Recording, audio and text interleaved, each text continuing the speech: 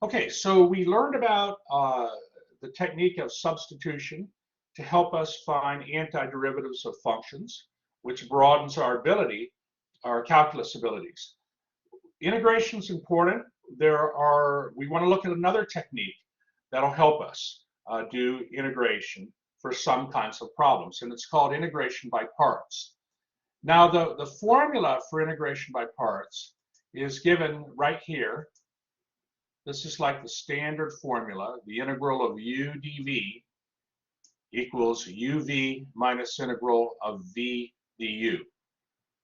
Okay, and we're going to apply that formula, and you'll see how it works. But let me just show you how we get that formula. So the book comments that every differentiation rule has its corresponding integration rule. Okay, they talk about the product rule. So of course you know that if you have the derivative of a product, and I'll write it the way I like to write it. If you have the derivative of a product of two functions f and g, by the product rule, that would equal f prime g plus f times g prime. Okay. The way the book writes that is on the left-hand side, they have the derivative of a product equals, well, they write f times g prime plus g times f prime. That's okay. They just do it in a different order. So we can take that derivative of a product rule, and what if we were to integrate both sides? Okay, both sides of let me write it again here. What if we were to integrate both sides of the equation with respect to x? Well, on the left-hand side here, you are taking the integral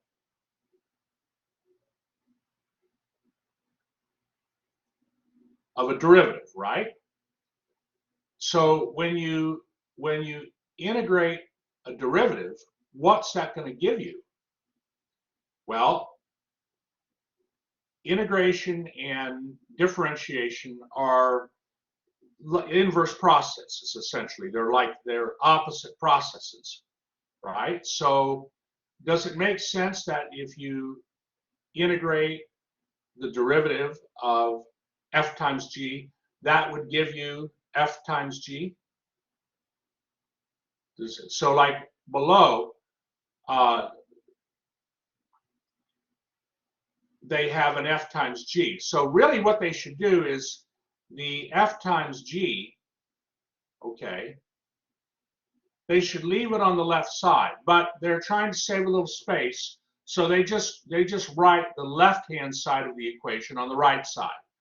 And then the right-hand side of the equation is moved, it's on the left side.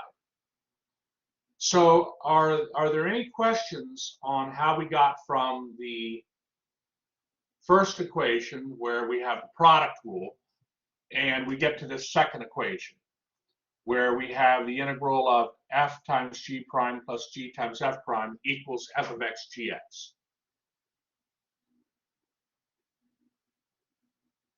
Okay, well, if you're comfortable with that, on the left-hand side, we have the integral of a sum. And the integral of a sum is the sum of the integrals. So on the left-hand side, they just write the integral of the sum as the sum of two integrals. And then they rearrange the equation again by taking this this integral here, and they move it over to the right side. So now you have the integral of f times g prime equals f times g minus the integral of g times f prime. That's what you have, and that's called the formula for integration by parts. But and it's fine, but the one little problem with the formula is that it's a little hard to remember. So what they do is they say, well, suppose that we were to let u equal f of x. Well, if u equals f of x, then du dx would equal just f prime of x. And so du is equal to f prime of x dx. Okay, so in other words, the like in this formula up here, the f prime of x dx can be replaced with du. And of course, wherever we see f of x, we can replace f of x with u. Okay, so what I'm trying to do is show you how we get this formula down here at the bottom. Well, also we could say, let's suppose that v were equal to g of x. So if v were equal to g of x, then dv dx would be g prime of x.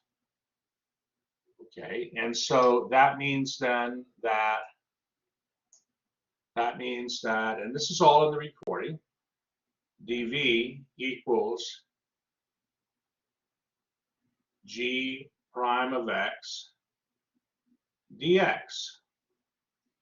So now up here in the top, the g prime of x dx becomes dv. G of x is just v.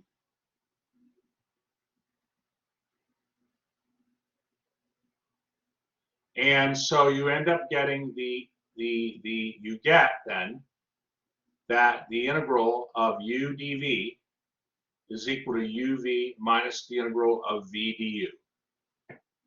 And that's your integration by parts formula. Okay. Are there any questions on that?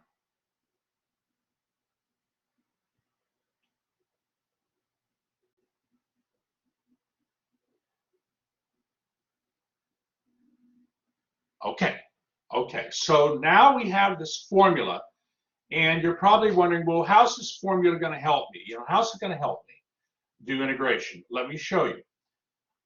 So let's go ahead and go to an example here. Let's look at this first example. Let me give you a moment to copy the example down.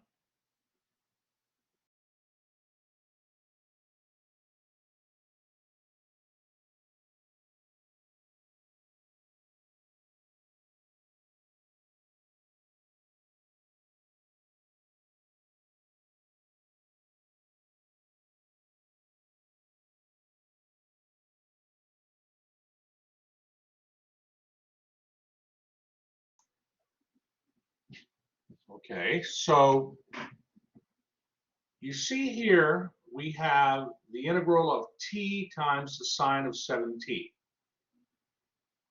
So here's t, and here's the sine of 7t. Now, are those two functions, t and sine of 7t, are those two functions related at all?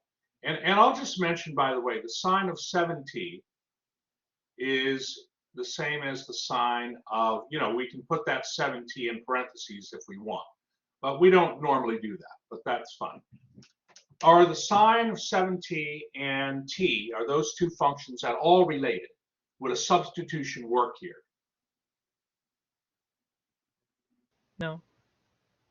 Yeah, there's no way that's right, Tasha. There's no way a substitution is going to work here. But an integration by parts might work. So let's remember what integration of parts says. Integration of parts says that the integral of u dv equals u v minus the integral of v du. Okay, that's integration by parts. So what we want to do is this integral on the left, or this integral, we want to write it as the integral of u dv, because, you know, when we have the integral of u dv, then we have a formula by integration by parts, formula on the right there. So we have to decide, well, okay, what's u going to equal, and what's dv going to equal? Okay, that's sort of the challenge, and so I can tell you what we want to do is this case we want to do an assignment of u and dv that will break the integral down so that we end up getting a simpler integral here, you know, when we do the iteration. So if you let u equals t and dv equals sine of 7t, that's going to work well.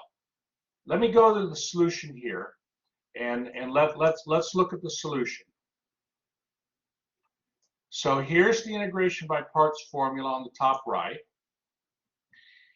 And again, I'm going to let u equal t, and I'm going to let dv equal sine of 7t dt. So I have the integral of u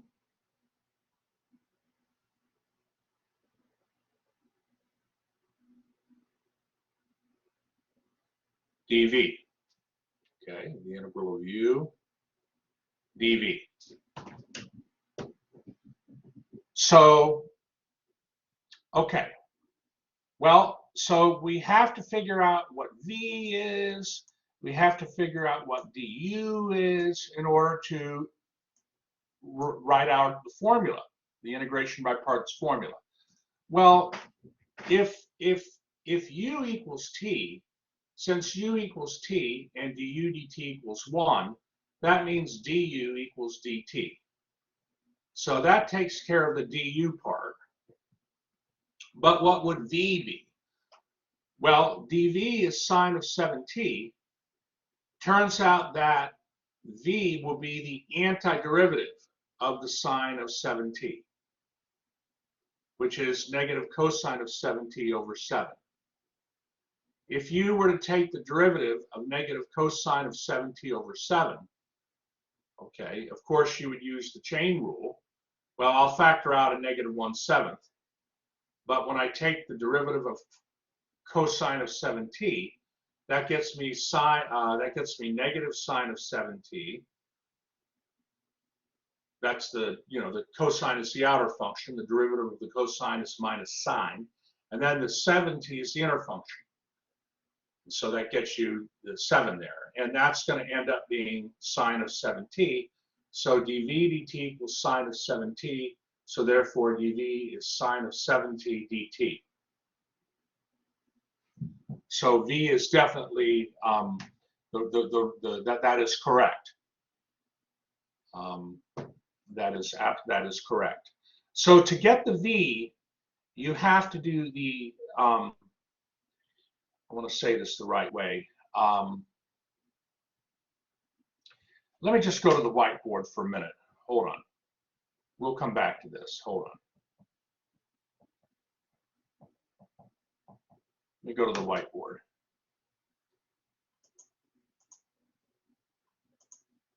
So, here we have we have dv equals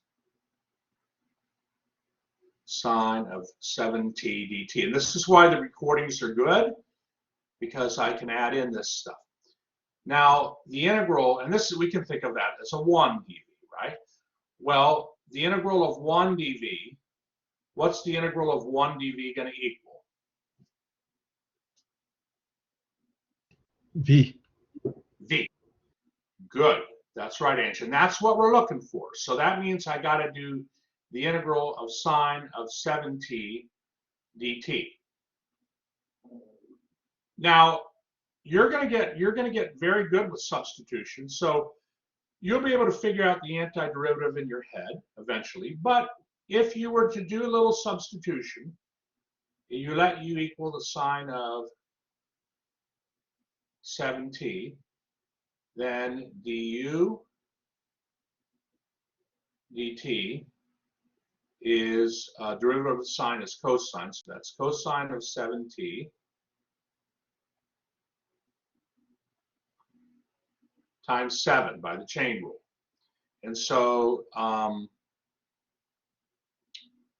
let me see here. So hold on here. I think I'm doing something wrong here. Hold on. Yeah, I am. That isn't right.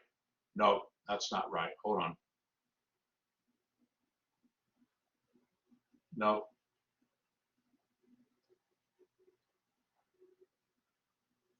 Just got to erase this. Hold on, class.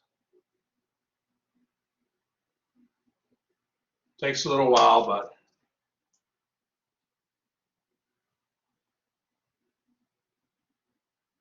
okay. No, I want to let u equal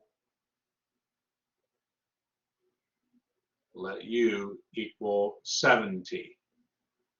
Then du is 7 dt. So dt is 1/7 du. Okay, so my new integral would be the integral of the sine of u, and dt is 1/7 du. So bring out the 1/7, and you have 1/7 times the integral of sine of u du. And so then you're going to have 1/7 times the antiderivative of sine is minus cosine, right? Plus that constant of integration. But we don't, we don't worry about that for the integration by parts. Like for the, you know what I mean, when we find the v. So this is going to be then negative 1/7 times the cosine of 7t, right? So I'm just showing you how, how formally to get that v, how to get that v, and v was negative cosine of 7t over 7.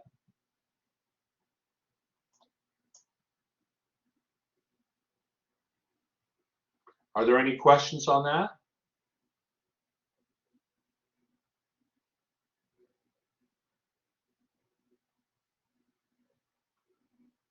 All right, well, let's go back then to the problem at hand.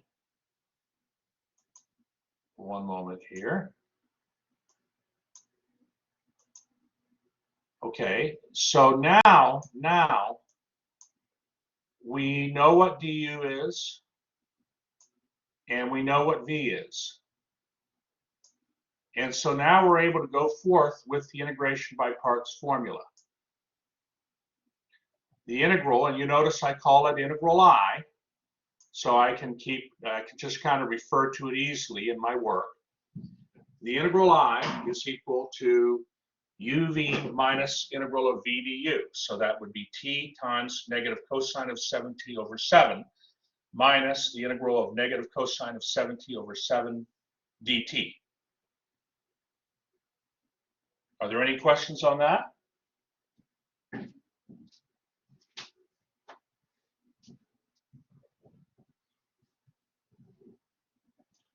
All right, well then let's proceed on. So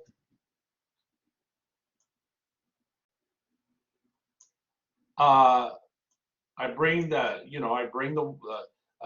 we have a negative times a negative here, which is a positive, and I bring the 1/7 out, and now, the antiderivative of the cosine of 7t, that would be sine of 7t over 7.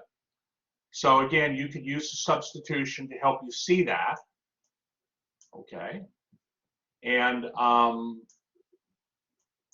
our final answer for our integral is, or the antiderivative is negative 1/7 t times the cosine of 7t plus 1/49 times the sine of 7t plus a constant.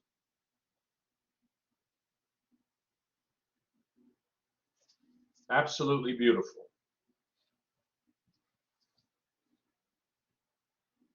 Are there any questions?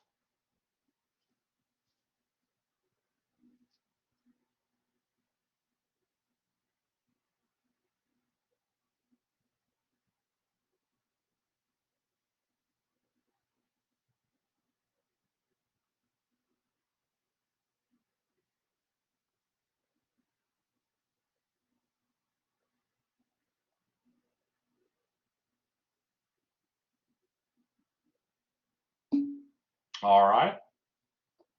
Oh, how do we get 1/49th, Mario? The 1/49th comes from taking this 1/7 times this 1/7 here.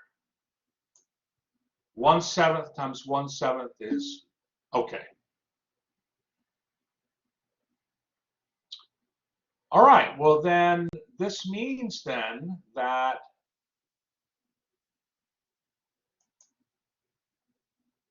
our antiderivative of t times the sine of 7t is equal to negative 1/7 t cosine of 7t plus 1/49 sine of 7t plus a constant.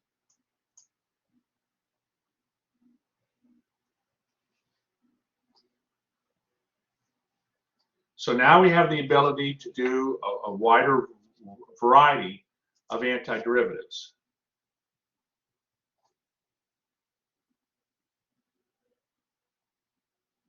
And if you're good with that, I'll move to the next example.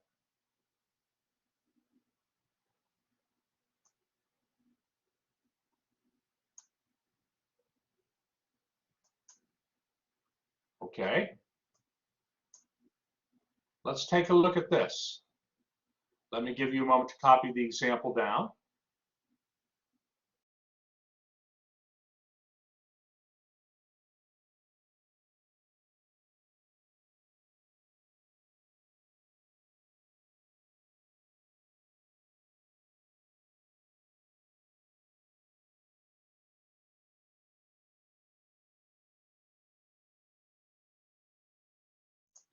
That is correct. This symbol here is theta. That is correct. So now this is a type of this e to the negative theta times the cosine of 2 theta is a type of function that can come up in physics. You can have a mass that's oscillating back and up and down according to a cosine wave, but then there's some variable dampening force that causes the oscillations to die down over time.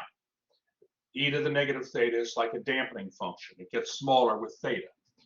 So when we look at this e to the negative theta,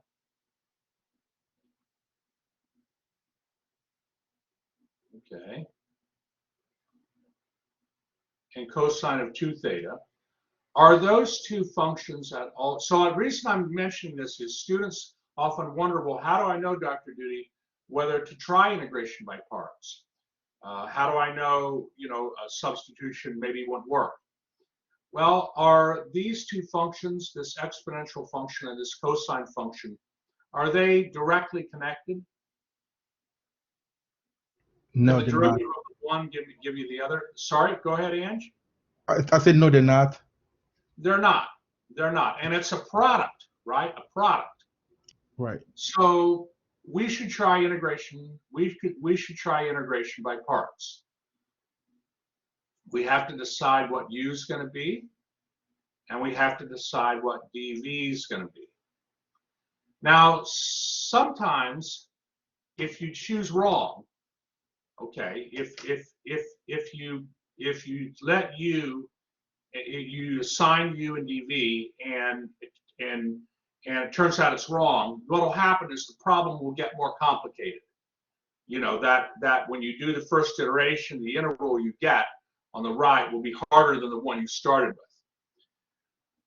Sometimes it doesn't matter what U is and what dV is. Sometimes it doesn't matter. And this is an example where it's not going to matter. So what we're going to do is, let me go to the solution here. We're going to let U equal cosine of 2 theta. And we're going to let dV equal e to the negative theta d theta. Okay, so let me be a little careful here how I write this. So here's my U, and then the e to the negative theta d theta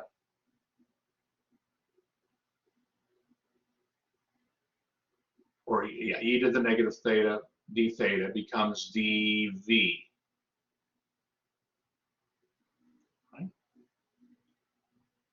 Now the integration by parts formula,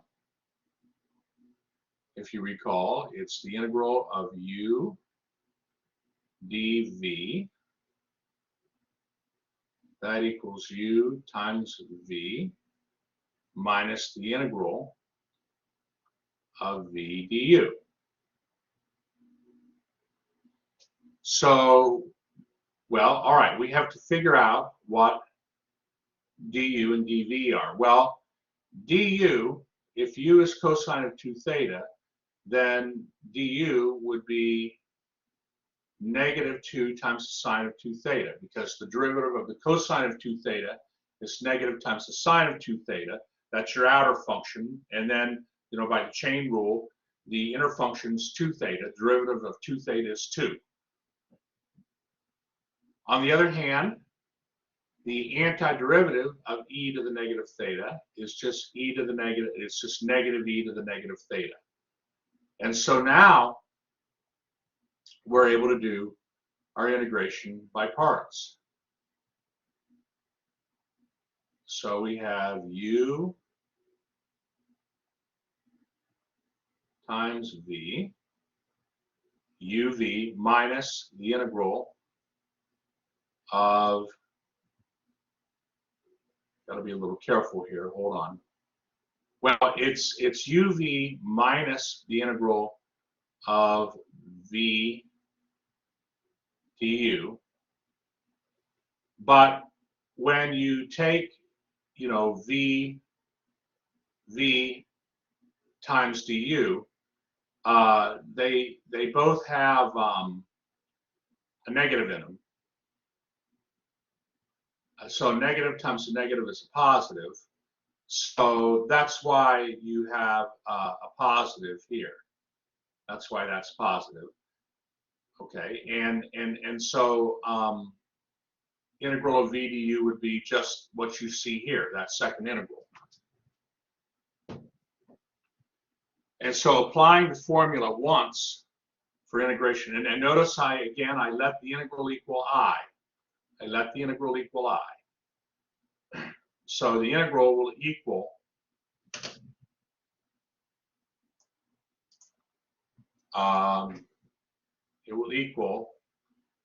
negative e to the negative theta cosine 2 theta minus 2, I'll bring that constant out, minus 2 times the integral of e to the negative sine of 2 theta. So are there any questions up to this stage here? Obviously, we're not done with the problem yet.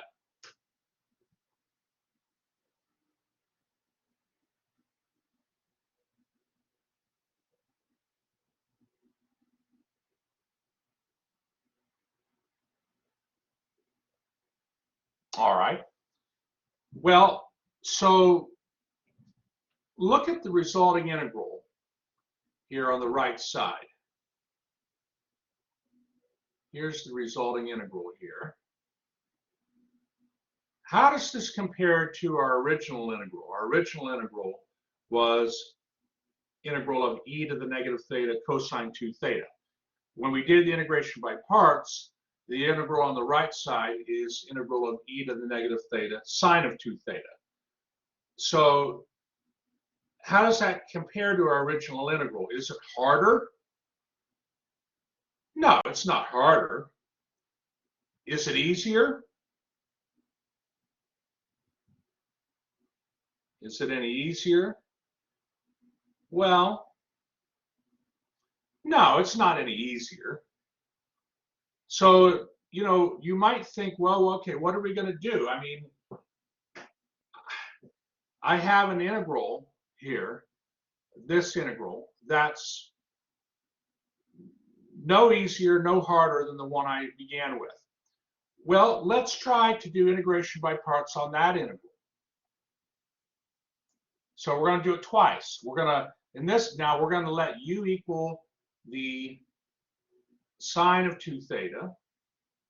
That means du would be cosine 2 theta d theta.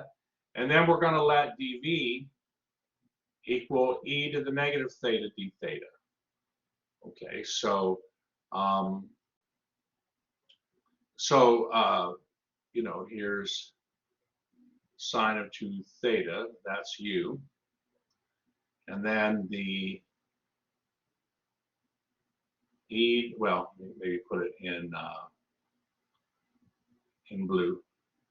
The e negative theta d theta, that'll be my dv. Okay, so, all right. So we're doing then integration by parts again. And, okay, so the negative, well, let me just clean this up a little here. Now, negative, so, you know, here's our integral I. Negative e to the negative theta times cosine of 2 theta. That I bring down.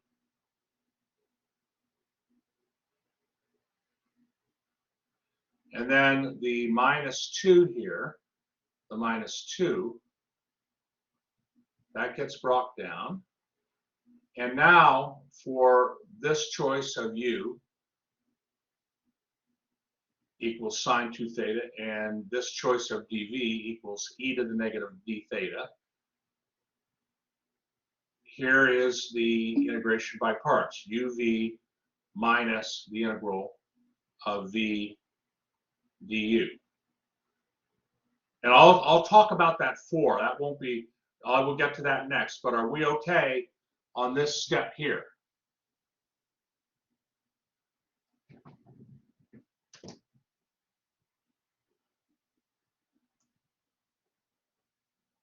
All right, if we're good on that, well, of course, what I want to do is I want to distribute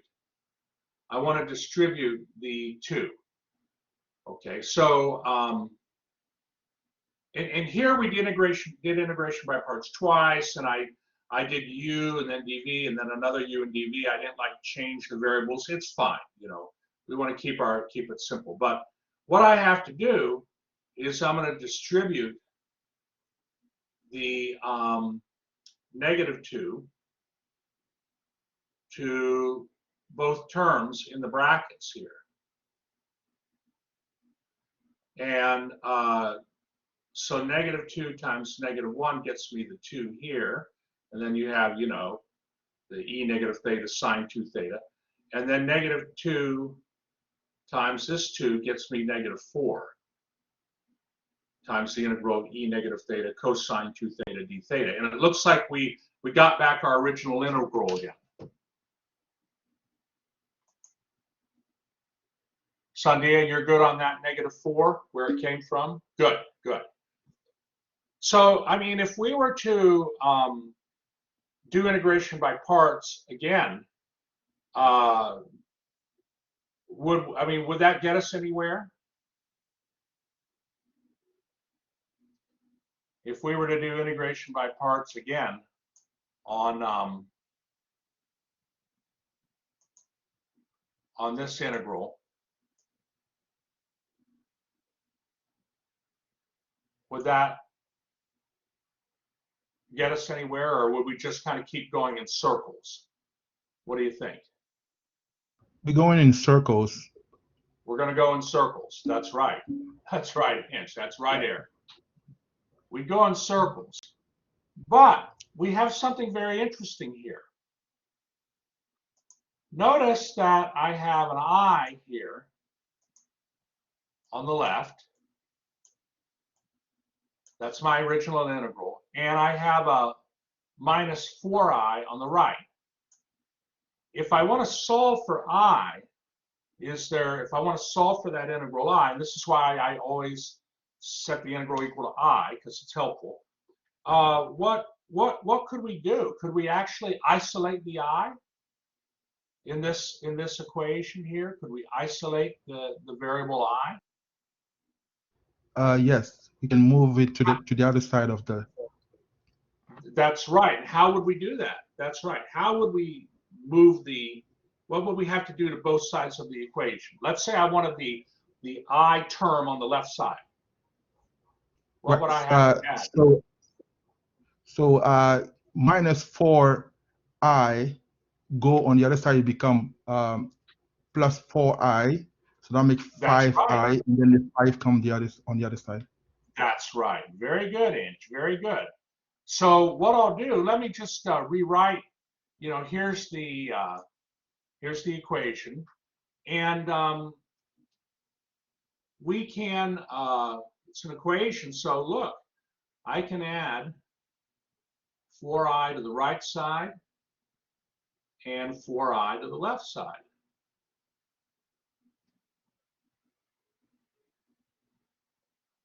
Right? And if I do that, this cancels out, and I have a 5i on the left side. And all I got to do is divide through the equation by 5, and then of course I add my constant of integration, and we're good to go. We found the antiderivative of this very important function.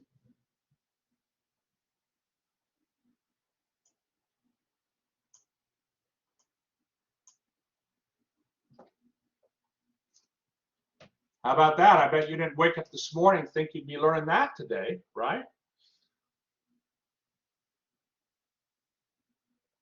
How many think that's pretty cool?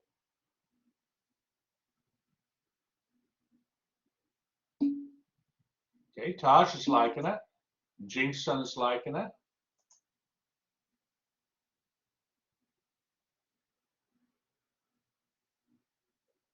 So sometimes that's what you have to do to get the answer.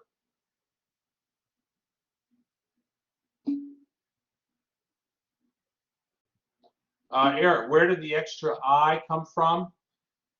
Let me go back here. Hold on. I'll come back to this page, class. So you see here how we got, after we did the integration by parts the second time, we got back our original integral here, the integral of e to the negative, the integral of e to the negative theta cosine 2 theta. So that was my original integral, which I called I. So that's how we got the I back. All right, Eric, and so then what I did was this was my equation now. And if I add 4i to both sides, I can solve the equation for my integral I.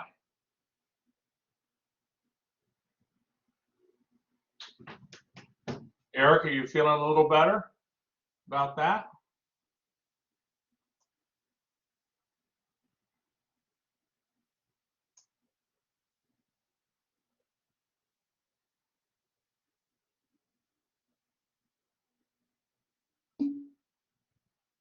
Sure, sure.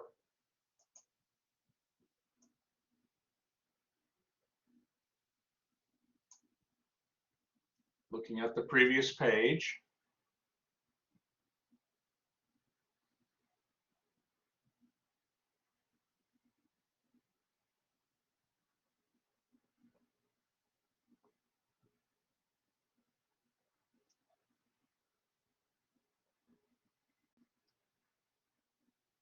All right.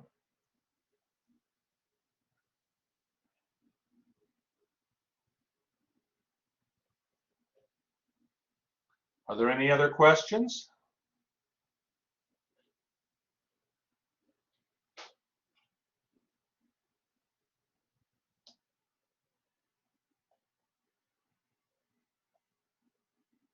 Okay, okay. So Eric, I hope you're feeling at least a little more comfortable, and we can certainly talk after class as well, okay?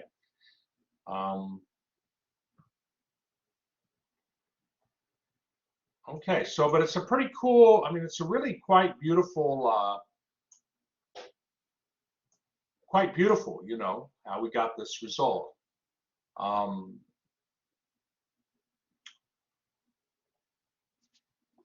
All right, well, if there are no other questions, let's look at one more example here.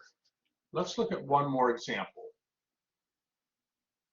Okay, let's look at one more. So, let me see here. One moment. Let me find it here. Yeah, take a moment to copy this example down.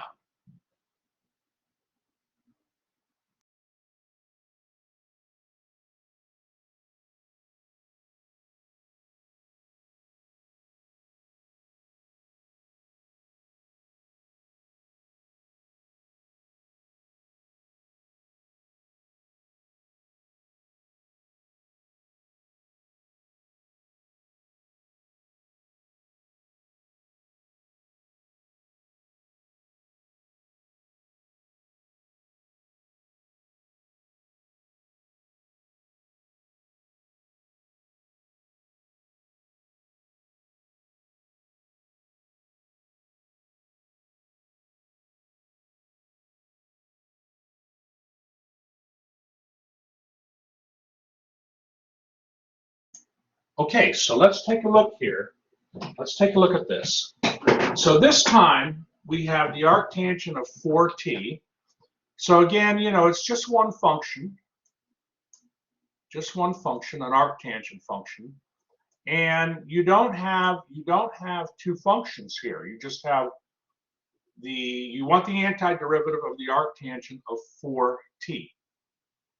So how are we going to handle this kind of situation? Well, we know substitution's out of the question. There'd be no way a substitution would work here, but an integration by parts would work. It would work. And let me show you how we would do this. Let's let u equal the arctangent of 4t.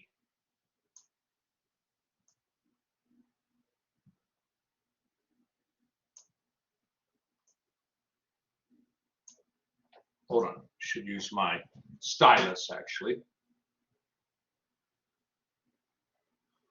Try this again. We're going to let u equal the arctangent of 4t.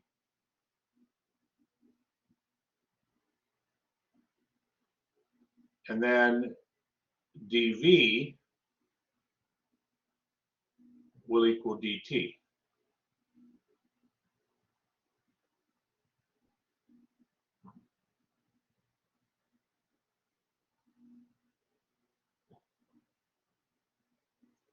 So you see, we start off, integration by parts formulas here, and you need to start off with the integral of u dv, and we have. But now we need to find out what v is, and we need to find out what du is. Okay, and well, if u is the arctangent of 4t, then du dt would be 4 over 1 plus 16t squared by the chain rule, and therefore du is 4 over 1 plus 16t squared dt. Easy enough. And then for if dv equals t, the antiderivative of v would be t. And so now you just move forward here and do the integration by parts.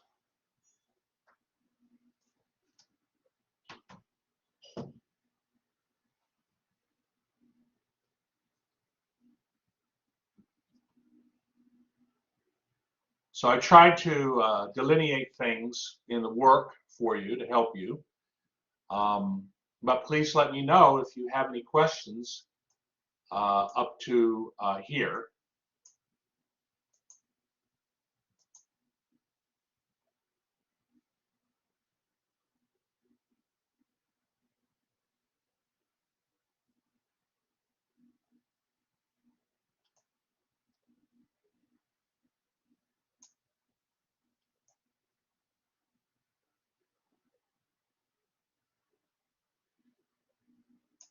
Okay, well, so of course the 4 here, I always like to bring constants out in front of my integrals. And now we have to decide, okay, that's fine. How are we going to then compute that indefinite integral? We have 2 techniques. We have substitution and we have integration by parts. We know them both. What would be the best choice for getting the antiderivative of t over 1 plus 16t squared?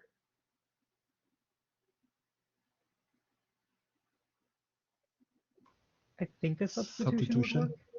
Substitution, I agree, and I will tell you that generally, like, you know, you're going to be learning multiple techniques for doing integration. But you know, students always ask, well, okay, if I have a problem and I have to do the integral, what method do I use? How do I know what to choose? It comes through practice and doing homework and practicing.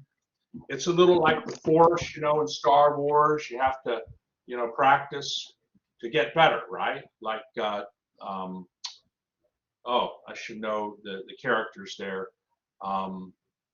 in Star Wars. Well, Luke Skywalker, of course, but that's, you know, they're newer ones, right?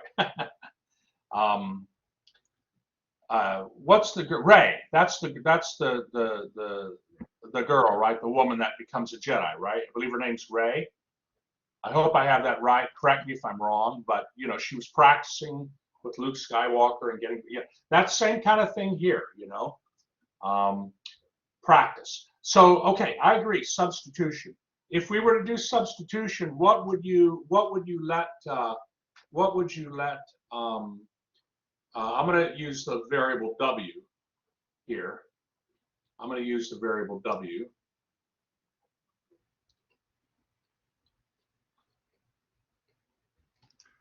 Because I've used u and dv. What would you let w equal for substitution? 1 plus 16t squared. That's right. Very good. Very good, Taj. 1 plus 16t squared. Okay, well then let's move to the next page.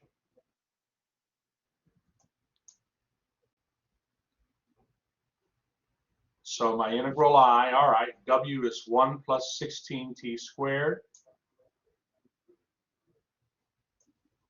And you work it out and you'll get, so, well,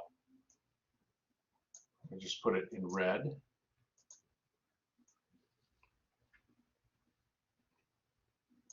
So W is 1 plus 16t squared. And then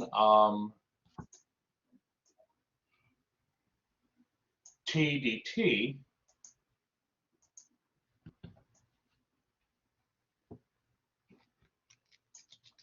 is going to be 1/32 dW.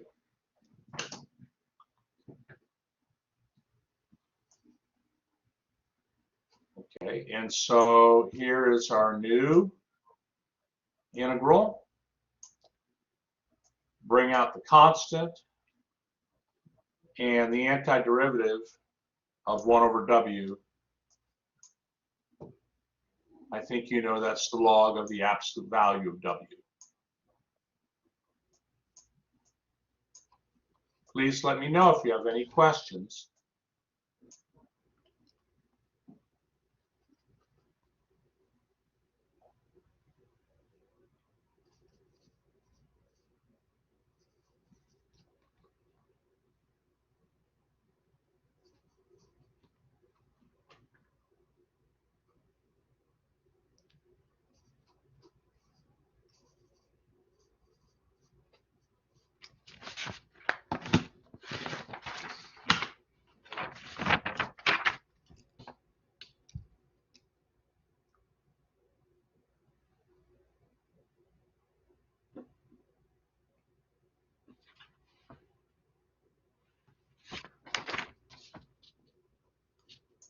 Okay, well now is this here the answer that we would put in WebAssign? Is our answer complete? Our antiderivative, is it complete yet? No. No, why not? Not yet. What do we have to do? Substitute don't out. we have W to need to replace be the back W? to That's right. You're all correct. So we have to, so our original integral was an integral with respect to the variable t.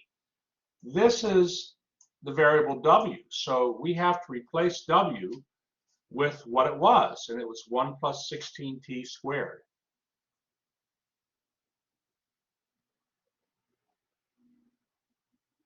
So if we go to the next page, then I'll replace the w with 1 plus 16t squared. Now it's the absolute value of 1 plus 16t squared, but it turns out I don't need the absolute values. Why would that be? I can write 1 that plus as 16t log squared of, is always positive, right? that's right. The 1 plus 16t squared, good touch, that's always positive. Always positive. So WebAssign would accept the answer with the absolute values or without, but it's only because this is the 1 plus 16t squared is always positive. And so now we have our antiderivative.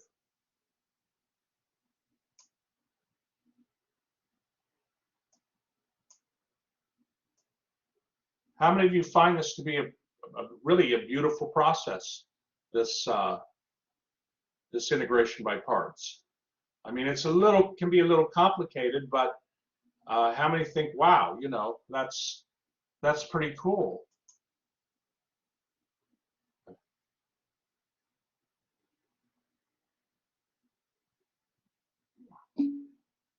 Okay, Ange likes it, and Taj. I'm hoping to get a lot of thumbs up. Mario and Nathaniel like it. Good. Joseph and D'Angelo, wonderful. Justin. All right. Justin even has a red heart on that. Sandia, wonderful, wonderful. Very good. You know, this is how engineers get things done, right? By knowing this kind of knowledge. So, Javier says he likes this problem more than the last one. Well, you know, every problem has its character about it, so to speak. Are there any questions? Could you go back to the last slide just for 1 second? Sure. All right, Jing Sung, back on the last slide. Okay, thank you. Okay, you're welcome. All right, are there any other questions?